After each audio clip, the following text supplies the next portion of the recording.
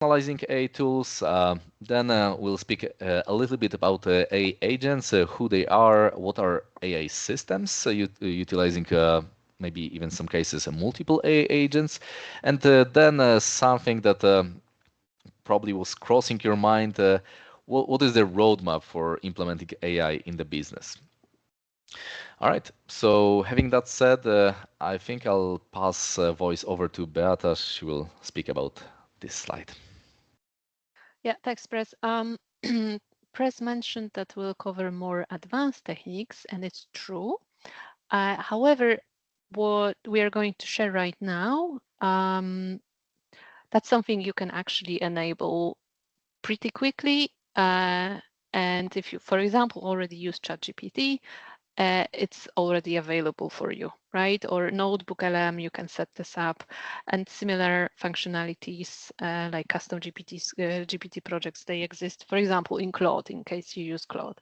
So it's more advanced, but this personalization, it's easy. But okay, so quick but essential heads up before we jump in. And that's a reminder from our last calls. Anytime we personalize AI, so custom GPTs, GPT projects, Notebook LM, or anything pulling your company data, like, for example, customer emails, right? Better not to put sensitive data like client addresses, for example, right? So let's keep an eye on that.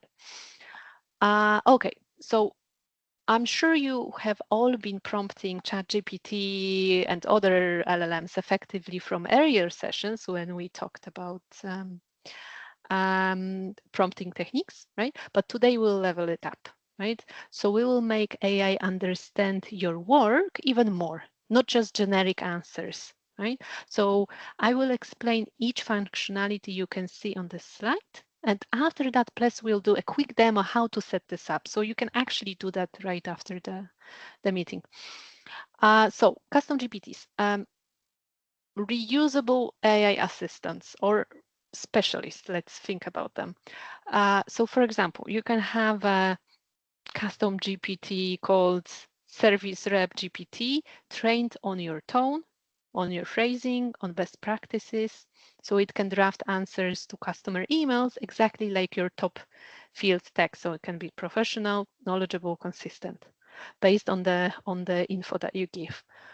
So no more generic ChatGPT replies that miss specific details or nuances, right? Because generic ChatGPT doesn't know your business, right? It can, so custom GPTs, they can become, for example, 24-hour extension to your best people for those repeatable customer interactions, right? GPT projects, a bit different. AI smart workspaces, right? So use it for long-running, evolving internal jobs. So think of them as a dedicated brain for your team knowledge that grows over time. So you can, for example, you can create a project called training about our products, right, for new employees. And you upload product specs, some diagrams, video scripts, or FAQs to ChatGPT project. So I'm thinking marketing team starts the initial content, right, on Monday for this training. The team responsible for training then adds feedback, quiz questions, or some updated visuals next week, right? And AI retains full context from every upload and prior chat in a GPT project. So there is no re-explaining needed. So it can even propose some smart refinements. So it's ideal for collaborative, iterative development of some products or some projects that evolve over time. Mm, so think of it as a one smart memory rich space. So instead of endless emails, attachments, shared drives, some version confusion, that saves hours and makes materials get better with every team interaction. Uh, Notebook LM. That's a Google app, right? So before custom GPT, GPT projects, that GPT, those are GPT solutions. NotebookLM, that's a Google app. So it's your zero hallucination research assistant, right? So you can upload, for example, some warranty PDFs, right?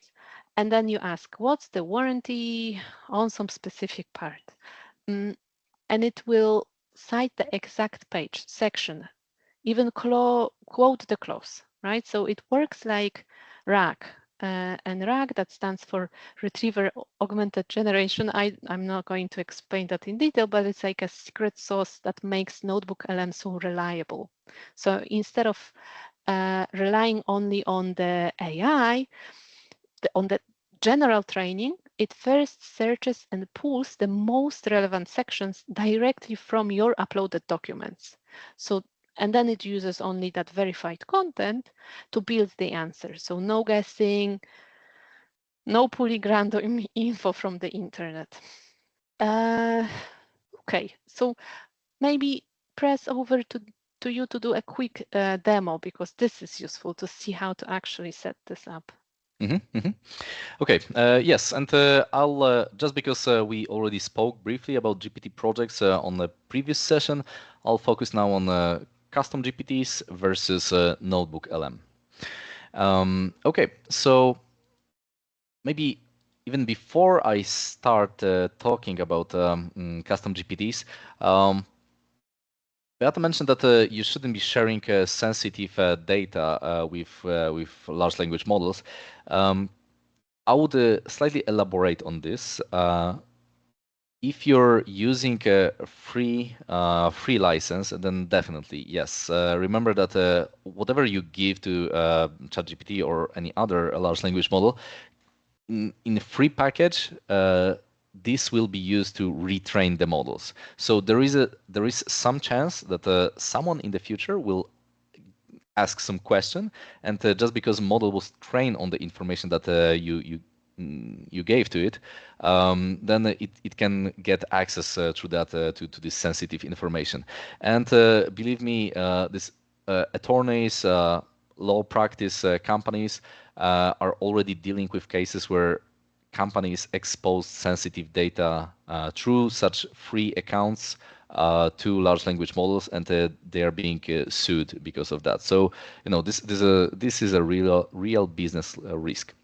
However, if you're on a paid plan, read the conditions of this paid plan, and check specifically if your data, if the data that you're giving to these large language models will be used for training purposes. If they are specifically saying that it won't be used for training purposes, then you should be okay. But remember, like, check this ideally with your attorney if the license agreement is in line with what you're planning to do with this AI. Okay, so now when it comes to to custom GPTs, on the free plan, you have this option here on the left-hand side, Explore GPTs, right? If you click on it, you can look at pre-created custom GPTs, right? And for example, I know these GPTs can be pre-trained with some information. I mean, they're designed to serve specific purpose, answer specific questions, and they are just a better let's say, yeah, but better trained to answer questions on given topics. So, for example, if you want your kids to study, I don't know, biology, and make ChatGPT help them with that, probably like custom GPTs like Scholar GPT would really help them, because it will give them more detailed information. Maybe if it's even pre-trained, what is the scope that your kid should be learning, right? So, for example, if you at the beginning of chatting with this GPT will say that, okay, I'm, let's say, 8 years old, and I would like to learn more about physics, right? It will craft the answer for you in a way that is in line with, oh, and maybe you can also mention that you're based in Texas. So the answer will be crafted specifically for 8 years old kid that is following Texas curriculum for this subject, right? Similar with, I don't know, for example, fitness, right? This ChatGPT is trained specifically for advices on like workout, diets, and so on. So you can look up this GPTs here, but this is more like for personal use.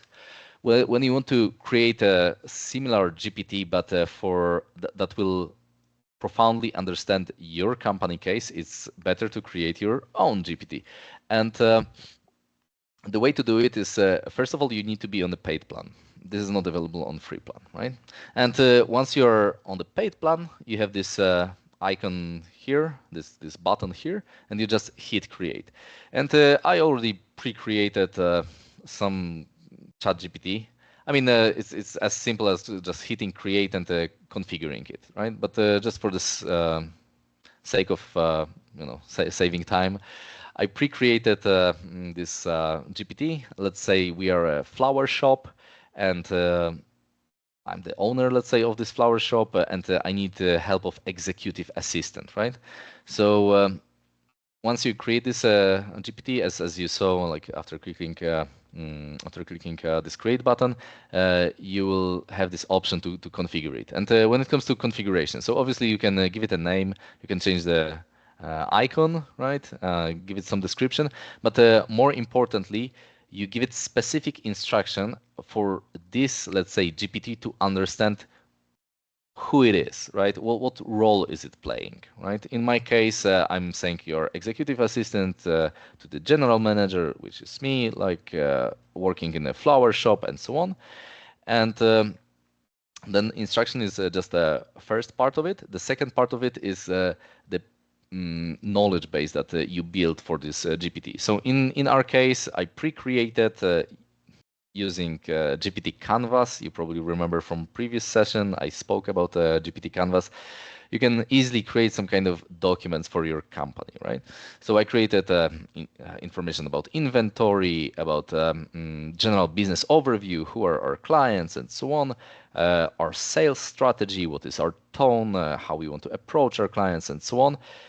You attach it once to this ChatGPT, and it will always remember what's in this document. So you don't have to because probably what you're currently doing is like you open a new window in ChatGPT, you always attach some documents, or maybe even not.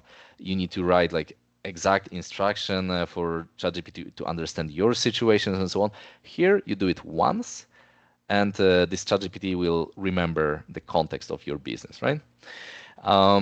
Okay, and once you have it created, you can start chatting with it and ask specific questions about your business, and asking it to advise you.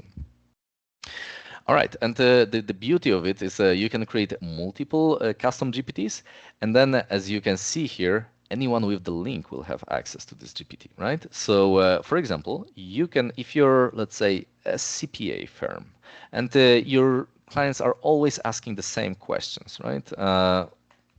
Let's keep the topic of sensitive data for now, but let's say these are just general questions about like how to form my entity, right? Or I know some basic legal aspects of doing accounting. Then you can just gather all these questions and answers. You can even like take the sample threads from your mailbox and print them out as PDFs and attach here, right?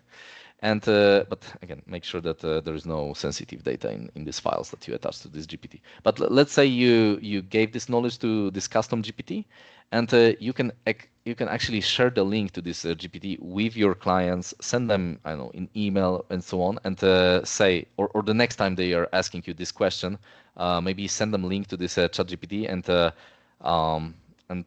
explain to your clients that you pre-trained this bot, let's say, and it can answer many of your standard questions.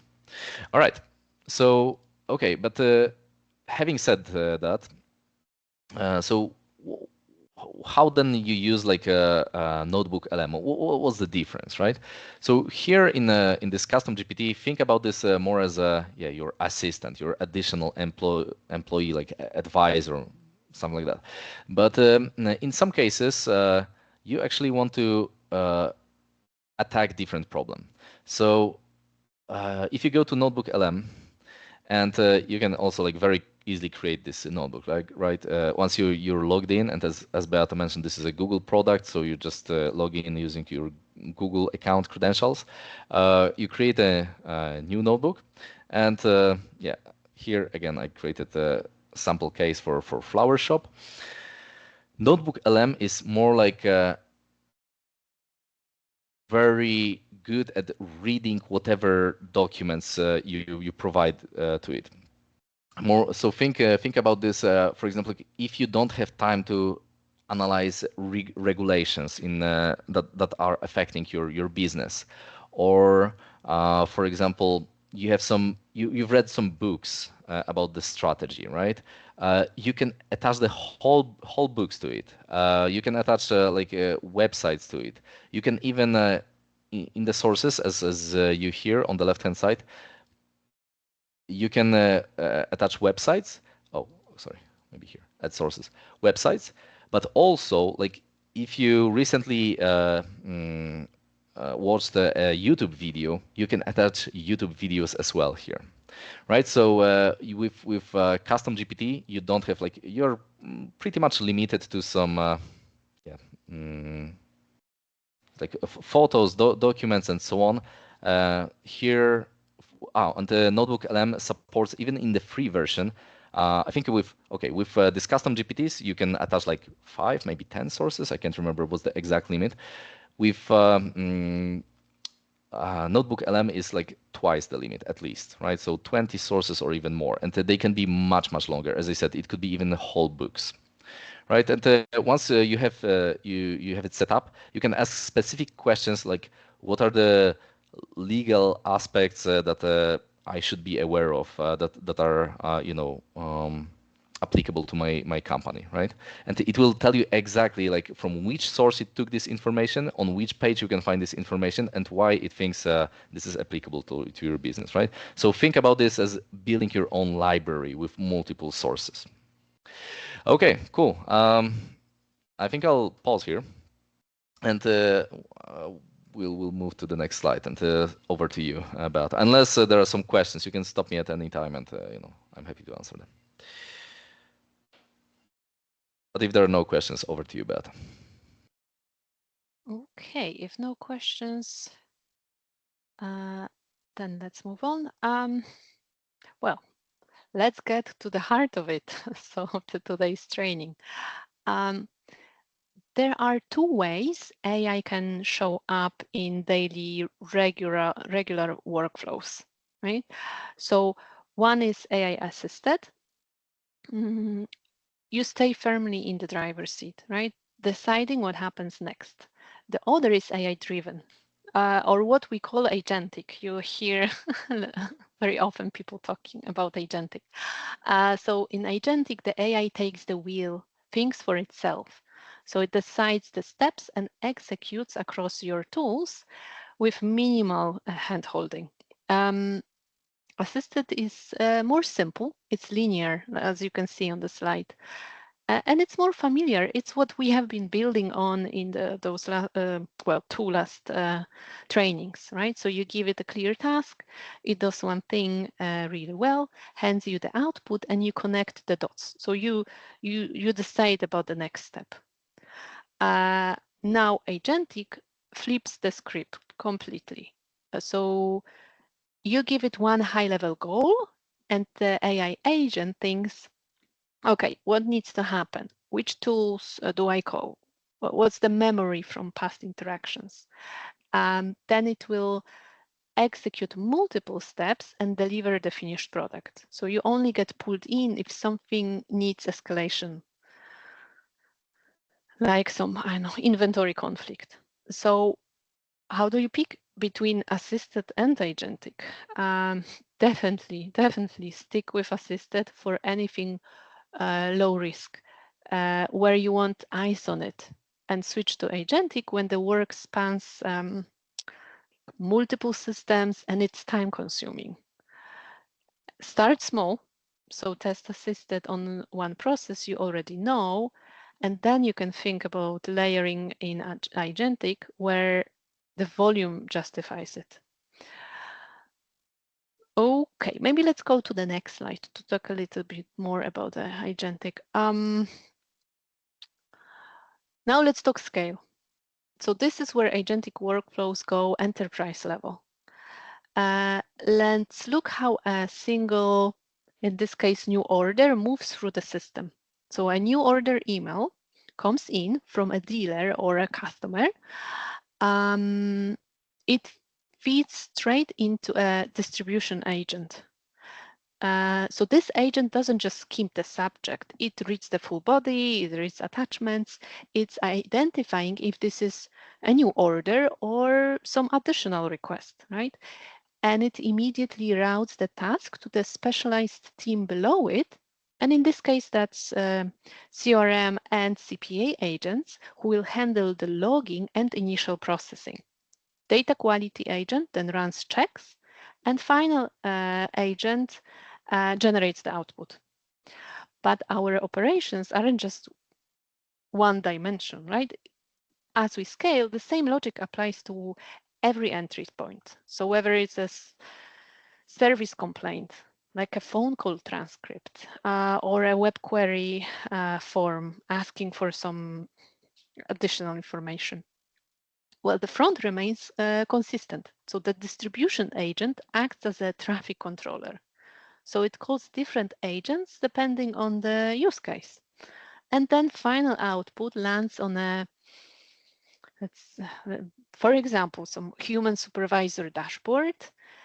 So you are no longer doing the data groundwork. You are the high-level validator providing the like a final stamp of approval on a prepared file.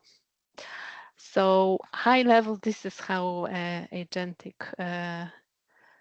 AI works, right? So distribution agent calls different agents under, depending on the topic or on the type of the query. Okay, so maybe back to you, Press, for the AI roadmap, unless there are any questions about the presentation, agents, and so on. Mm-hmm. Okay, thank you. So if there are no questions, when it comes to AI roadmap, we divided it into 4 phases. However, we can see that many companies, about, I don't know, 70% of mid-market companies and even more, like 85 to 90% of small businesses are still at, let's say, phase 0 of AI roadmap. So they are using just a free version of ChatGPT. There is no like a systematic approach to AI. It's more like just ad hoc queries to ChatGPT. So even if you implement these methods that I've just described or we discussed over last session and this session, so GPT projects, GPT Canvas, this custom GPT, Notebook LM, you'll be way ahead of your competition. But once you start using this basic features of let's say ChatGPT or Notebook LM, the next step would be actually to think about building some AI systems, right? And the way to approach it, and I'll refer to what we discussed on the first session. Always make sure that you clearly understand the business case where you want to apply AI. You have the process defined. So this is basically this phase 1, right? Where you probably like build a list of potential places where you could implement AI. You understand these business cases, you prioritize them. First, probably you will start with the highest ROI cases. Then, as we also discussed on the first session, don't go big on the AI solutions, start small. So create some kind of proof of concept, proof of value project. only if it works. And believe me, you will learn a lot throughout the phase 2. But let's say that your AI project worked out, and then you productionize it, and obviously unlock ROI. Very often, only once you start using it regularly and you start to scale this AI solution, only then you're really unlocking ROI. Yeah, and okay, so I kind of mixed, blended it to one, phase 3 and phase 4, but you get the idea, right? Sometimes it takes time for AI to actually start bearing fruits, let's say, in your processes. Okay. So this is the end of our presentation. The video I have here is it's also available on our website, right? So if you just go to Assist with AI, you can learn more about our services, our products, and so on. You'll see this video here. All right. Any questions to this session, or maybe previous sessions, or maybe you have like unrelated questions, but let's say staying in the area of AI?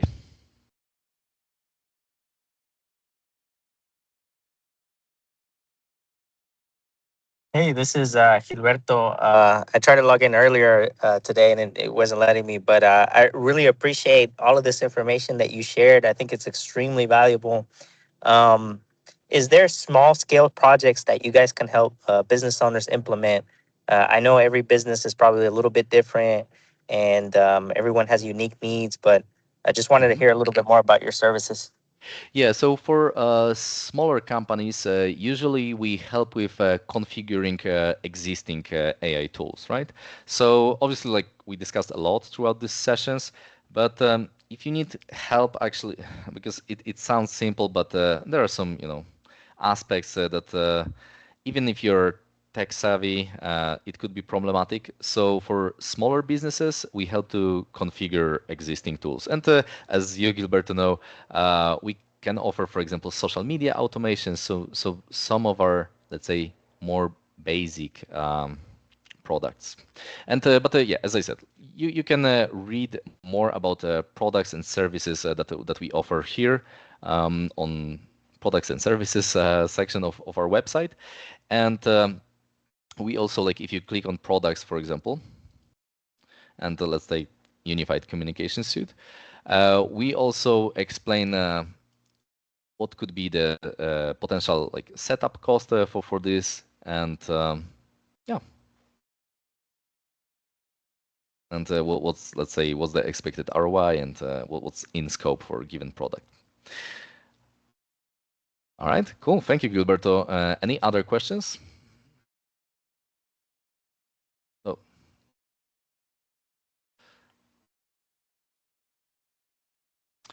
Maybe let me just also highlight, like, when it comes to consultancy, we also provide the information like what budget you should assume if you're like micro company, small company, and mid market. So you can read about this on our website as well. Okay, cool. So if there are no other questions, I think I will wrap up this session, and thank you guys for attending, and yeah, thanks Gilberto and entire Fort Worth Hispanic Chamber of Commerce for organizing this. All right. Thank you so much, guys. I really appreciate it. Cool. Thank you. Bye, everyone. All right, Thanks. bye-bye. Bye.